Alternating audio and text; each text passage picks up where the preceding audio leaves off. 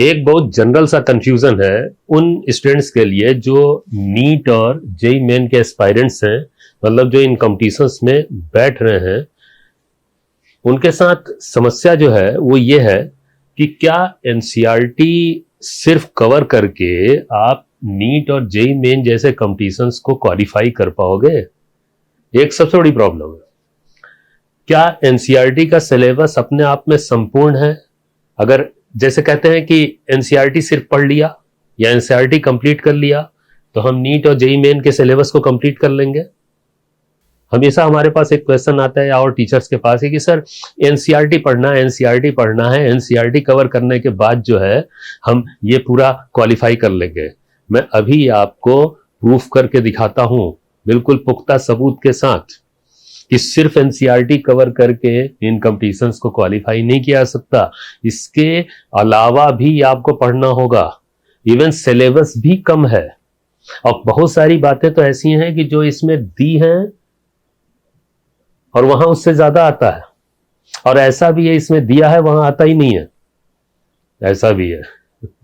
मैं आपको एक एग्जांपल से दिखाऊंगा अभी, लेकिन मेरा सिर्फ कहने का ये मतलब है कि चलिए आज हम इस बात को हम देखने वाले हैं कि इनके सिलेबस में समानता है, ये एक दूसरे को कोऑपरेट कर रहे हैं, जेई, नीट या एनसीईआरटी, या फिर आपस में कॉन्फ्लिक्ट है इनमें।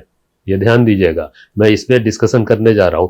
चलिए सबसे पहले एक ही एग्जाम्पल से मैं आपको दिखाता हूं कि क्या फर्क है, क्या समानता है।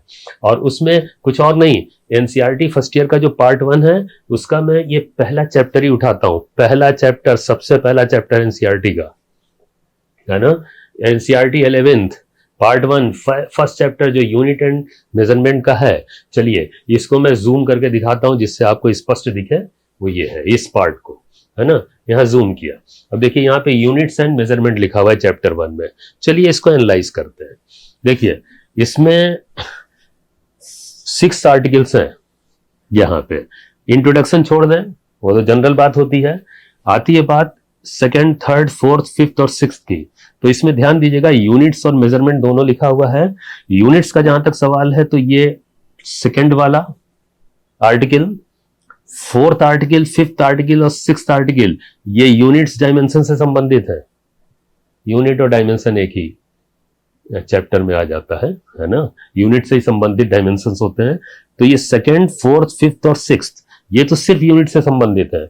और मेजरमेंट जो लिखा हुआ है उससे संबंधित सिर्फ एक टॉपिक लिखा हुआ है, सिग्निफिकेंट फिगर्स, ये थर्ड वाला, ये ध्यान दीजिएगा। अब बात आती है कि क्या सिग्निफिकेंट फिगर ही सिलेबस में है जेई और नीट के? चलिए पहले तो ये मैं बताता हूं आपको कि सिग्निफिकेंट फिगर जो यहां पे लिखा हुआ है इसका मेजरमेंट से क्या संबंध है। अरे भाई मेजरमेंट जो है पूरा टॉपिक है और उसमें जानते हैं उसमें 3 आर्टिकल्स आते हैं, 3 आर्टिकल्स। उनमें आपको जानते हैं क्या पढ़ना पड़ेगा मेजरमेंट में? मेजरमेंट में आपको पढ़ना पड़ेगा सिग्निफिकेंट फिगर्स तो है ही, सबसे पहले पढ़ना पड़ेगा। उसके अलावा मेजरिंग इंस्ट्रूमेंट्स भी हैं, वो वर्नियर और स्क्रू गेज जो आते हैं वो भी ध्यान दीजिएगा। और इसके अलावा एरर्स इन मेजरमेंट, ये बड़ा इंपॉर्टेंट टॉपिक है। ये 3 जब मिला देंगे ना तब जाके मेजरमेंट की बात पूरी होती है। अब आप कहोगे कि ठीक है होती होगी लेकिन सिग्निफिकेंट फिगर ही सब दिया है, इतना ही पढ़ा जाए एनसीईआरटी में। तो चलिए ऐसा करते हैं, मैं आपको दिखाता हूं क्या इतने से काम चल जाएगा। सबसे पहले मैं आपको और कोई प्रूफ नहीं दूंगा, मैं 24 में जो सिलेबस डिफाइंड है नीट का भी और जेई मेन का भी, उसको इससे कंपेयर करके दिखाता हूं। देखिए ये देखिए सिलेबस है नीट यूजी 24। चलिए जरा कंपेयर करते हैं। मैं यूनिट्स और डायमेंशंस को नहीं उठाऊंगा, सिर्फ इसी को लेके चलता हूं। मेजरमेंट की मैं बात कर रहा हूं, उसी पे मैं एग्जांपल दे दूंगा आपको। तो देखिए ये मेजरमेंट में, ये देखिए यहां सिग्निफिकेंट फिगर उठाया और यहां पे उठाते हैं तो देखिए इतना कवरेज है। सिग्निफिकेंट फिगर्स के साथ एरर्स इन मेजरमेंट भी है। अब देखिए मेरी एक बात प्रूफ हो गई, क्या सत्य साबित हो गई कि यहां पे सिर्फ इतने से काम नहीं चलेगा। ये देखिए सिर्फ इससे काम नहीं चलेगा, ये भी है एरर्स इन मेजरमेंट्स, ये भी है सिलेबस में। अच्छा ये सिर्फ नीट की मैं बात नहीं कर रहा हूं। अच्छा अब ये बताइए सिर्फ सिग्निफिकेंट फिगर पढ़ के काम चलेगा क्या? ये भी तो पढ़ना पड़ेगा ना। अभी मैं टॉपिक्स भी दिखाऊंगा एनसीईआरटी में कि कितना कवर किया गया है, क्या उसमें एरर कवर किया गया है, क्या इंस्ट्रूमेंट्स कवर किए गए हैं क्या, जरा देखते हैं। अच्छा चलिए, इसमें एक टॉपिक बढ़ा, अभी तो इंस्ट्रूमेंट्स की बात रह जाती। हाँ, एक चीज और बता दें, सिर्फ नीट ही नहीं, जेई मेन का भी दिखाता हूं मैं आपको। जेई मेन की बात करिए, देखिए ज्वाइंट एंट्रेंस एग्जामिनेशन मेन 24, तो उसमें ये जानते हैं, ये जो सिलेबस है आप पढ़िए, इसे एकदम डिट्टो छाप दिया गया है। ये जानते हैं, ये जो नीट का जो सिलेबस है, एक बार इसे पढ़ लीजिए, पढ़िए पढ़िए इसे पढ़ेंगे और इसे जेई मेन से कंपेयर करेंगे, एकदम सेम है सिलेबस, वही सिलेबस यहां भी छाप दिया गया है। ये बड़ी अजीब सी बात है, इतनी सी भी मेहनत नहीं की गई है कि दोनों कंपटीशन में उसके स्टैंडर्ड में कुछ फर्क होगा कि नहीं।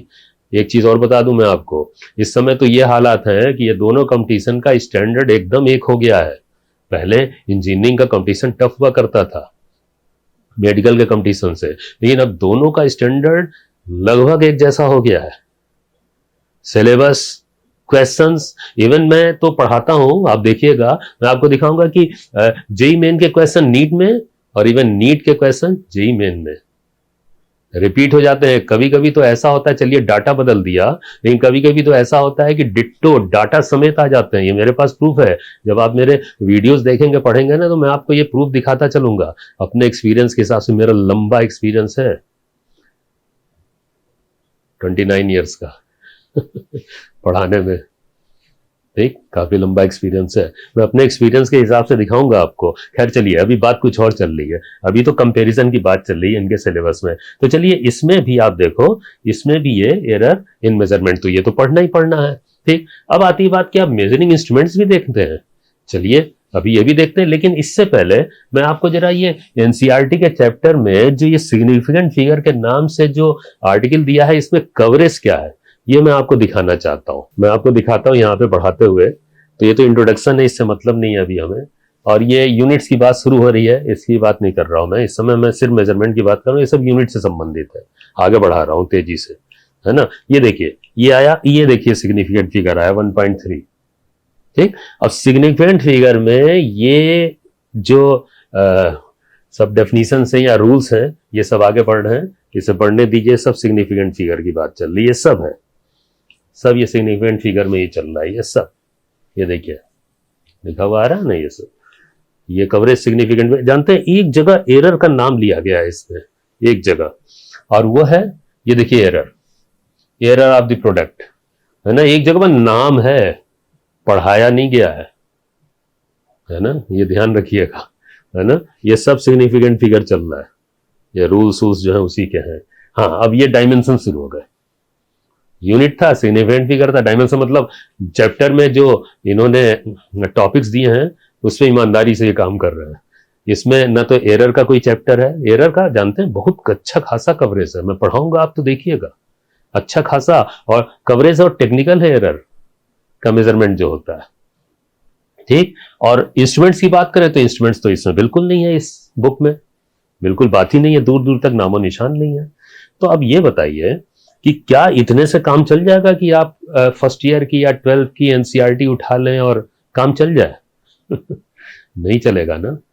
चलिए, ऐसा है कि मैं आपको क्वेश्चन दिखाता हूं जो आया हुआ है, अभी रिसेंटली आया हुआ है या कुछ वर्ष पहले आया हुआ है, वो भी मैं दिखा देता हूं, जिससे सबूत पुख्ता हो जाएगा पुख्ता सबूत हो जाएगा, आप में एक विश्वास भर जाएगा कि भैया अब एक्स्ट्रा भी पढ़ना है, और एक्स्ट्रा पढ़ने के लिए हम लोग की जरूरत पड़ेगी हाँ अपनी भी तो इंपॉर्टेंस बतानी है ना, ठीक। इससे काम नहीं चलना है सर, ठीक है। चलिए, मैं आपको जो है दिखाता हूं कुछ क्वेश्चंस आए हुए।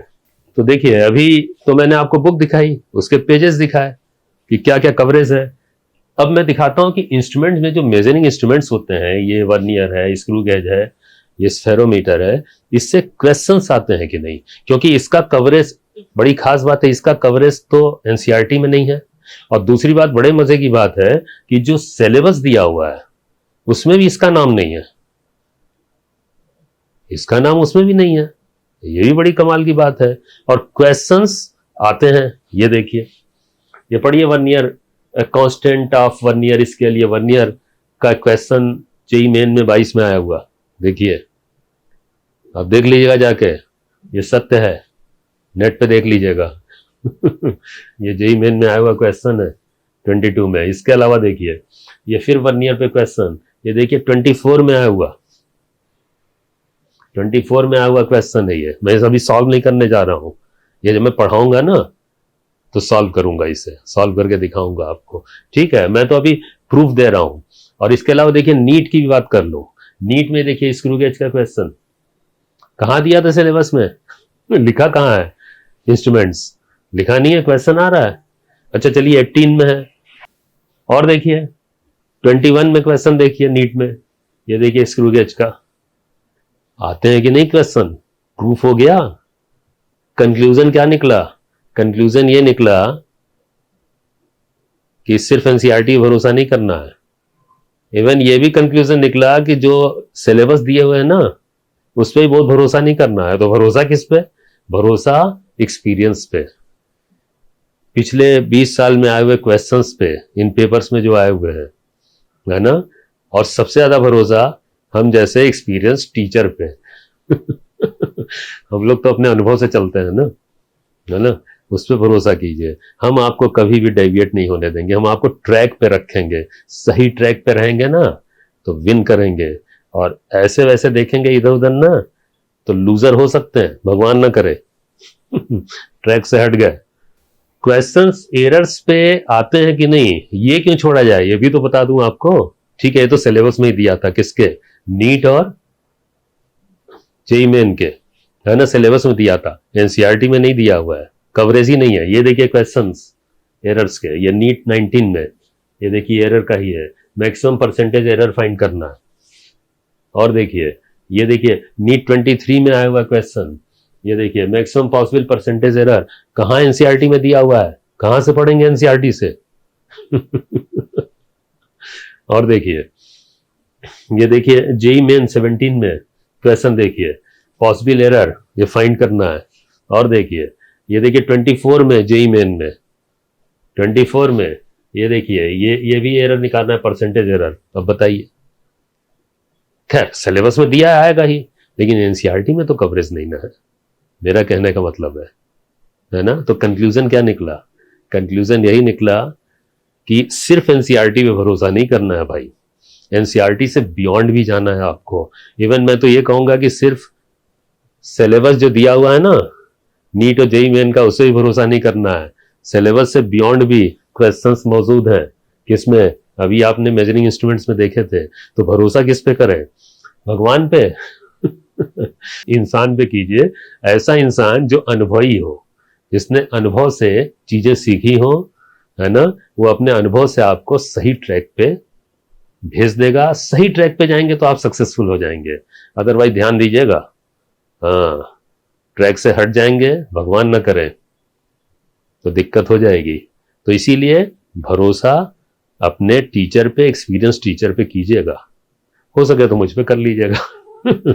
मैं पढ़ाऊंगा, ठीक है। ओके, बात समझ में आई? हाँ, ध्यान रखिएगा। ओके।